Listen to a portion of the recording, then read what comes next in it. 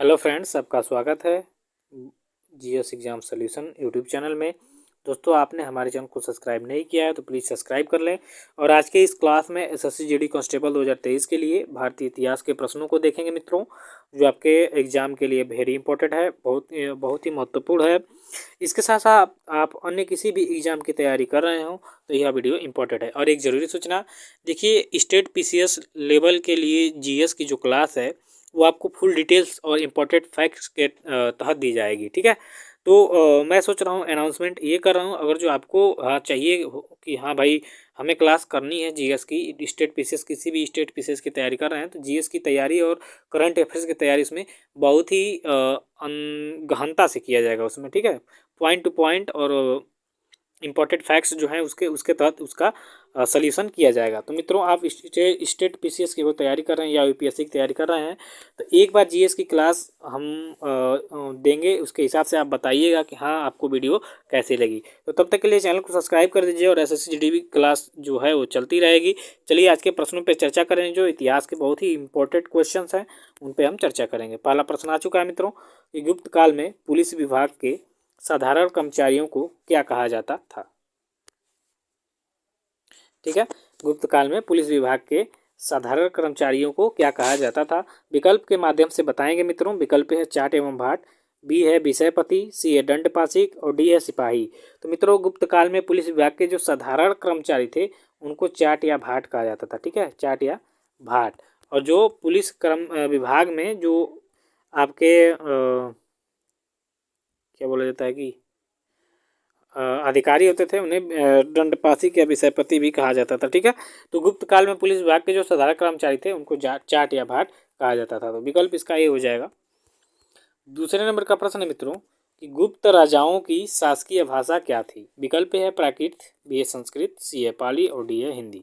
तो गुप्त राजाओं की अगर शासकीय भाषा देखा जाए मित्रों तो वह संस्कृत थी। ठीक है, क्योंकि गुप्त काल के जो राजा थे, जितने भी राजा हुए सभी हिंदू धर्म थे और हिंदू धर्म में वैष्णव धर्म को मानने वाले थे। तो इसका विकल्प भी होगा सही आपका कि गुप्त राजाओं की शासकीय भाषा संस्कृत थी। चलिए तीसरे नंबर का प्रश्न देखिए। संस्कृत भाषा के सबसे प्रसिद्ध कवि महाकवि कालिदास किसके दरबारी कवि थे। अब यहाँ देखिए, संस्कृत भाषा के बहुत बड़े ये क्या थे, कवि थे। कौन? महाकवि कालिदास। और ये किसके दरबार में रहते थे। विकल्प है समुद्रगुप्त, बी है चंद्रगुप्त, सी है चंद्रगुप्त द्वितीय और डी है कुमार गुप्त। तो देखिए, संस्कृत भाषा के जो सबसे प्रसिद्ध कवि महाकवि कालिदास हैं, यह आपके चंद्रगुप्त द्वितीय के दरबार में रहते थे। और चंद्रगुप्त द्वितीय जो था यह गुप्त वंश से संबंधित है, यानी गुप्त वंश का शासक था ये। ठीक है, तो चंद्रगुप्त द्वितीय क्या हो जाएगा, इसका सही उत्तर हो जाएगा। चलिए नेक्स्ट क्वेश्चन होगा आपका मित्रों कि पुष्यभूति वंश का संस्थापक कौन था। विकल्प है गोपाल, बी है दंतीदुर्ग, सी है सिंह विष्णु और डी है पुष्यभूति। तो देखिए, पुष्यभूति वंश का जो संस्थापक था वो पुष्यभूति ही था। ठीक है, तो पुष्यभूति इसका क्या हो जाएगा मित्रों, सही उत्तर हो जाएगा विकल्प डी, पुष्यभूति वंश का संस्थापक पुष्यभूति था। चलिए पांचवें नंबर का प्रश्न देखिए।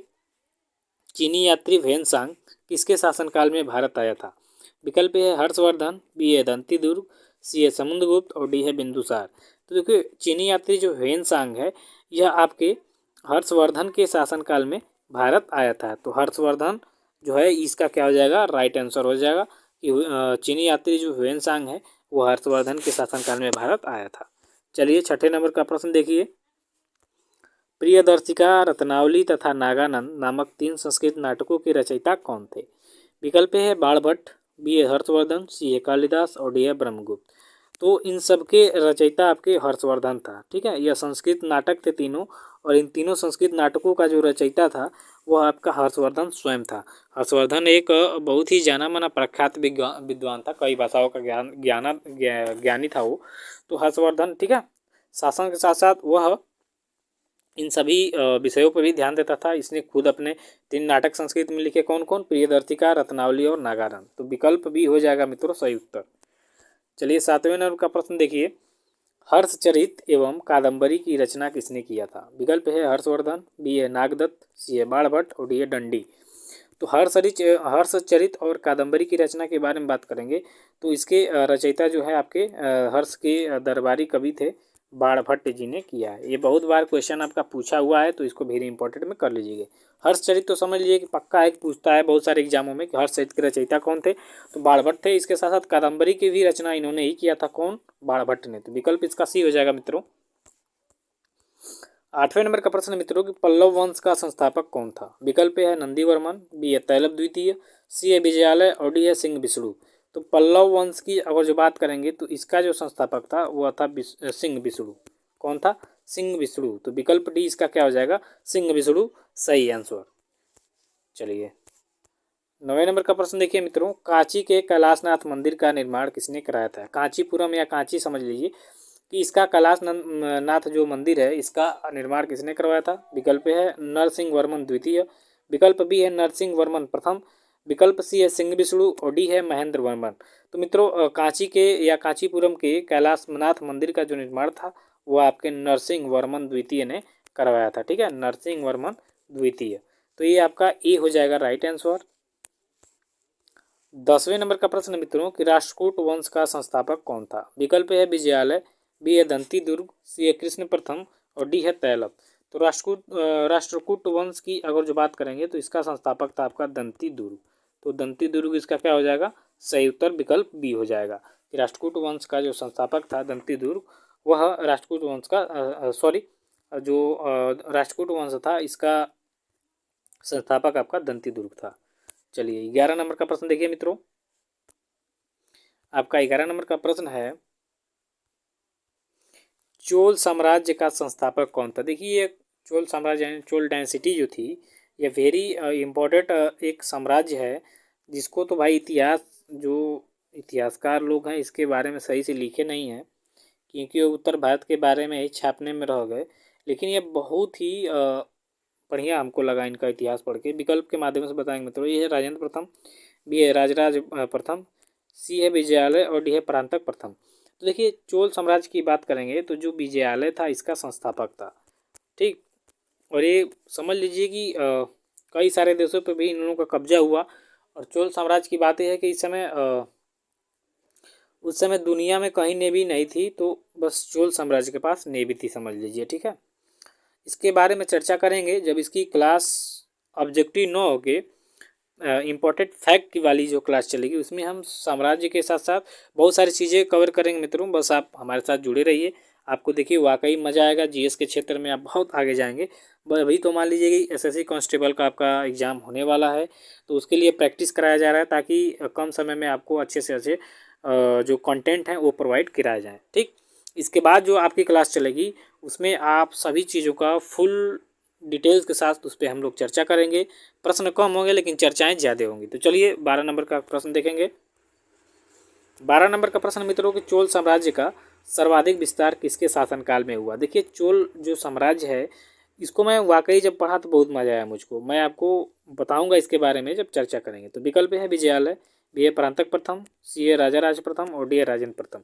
देखिए राजेंद्र प्रथम ही वह व्यक्ति था जिसने भारत के साथ साथ अन्य देश चीन, श्रीलंका, इंडोनेशिया, ठीक, मॉरिशस, मालदीव, ऐसे करके बहुत सारे छोटे छोटे द्वीप और देशों को कब्जा किया था। तो राजेंद्र प्रथम इसका क्या हो जाएगा, सही उत्तर कि चोल साम्राज्य का सर्वाधिक विस्तार राजेंद्र प्रथम के शासनकाल में हुआ था। चलिए नेक्स्ट क्वेश्चन देखेंगे 13 नंबर का कि गंग वंश का संस्थापक कौन था। विकल्प है वज्रहस्त प्रथम, बी है गोपाल, सी है नागभट्ट प्रथम और डी है संग्राम राज। तो गंग वंश की अगर जो बात करेंगे तो इसका संस्थापक था वज्रहस्त पंचम। ठीक है, वज्रहस्त पंचम ये आप गंग वंश के संस्थापक थे। चलिए 14वें नंबर का प्रश्न देखेंगे। पाल वंश का संस्थापक कौन था। विकल्प है धर्मपाल, बी है गोपाल, सी है अनंगपाल और डी है वासुदेव। तो मित्रों पाल वंश की अगर जो बात करेंगे संस्थापक की, तो पाल वंश का जो संस्थापक था वो आपका गोपाल था। कौन था, गोपाल। तो गोपाल इसका क्या हो जाएगा, सही उत्तर विकल्प बी।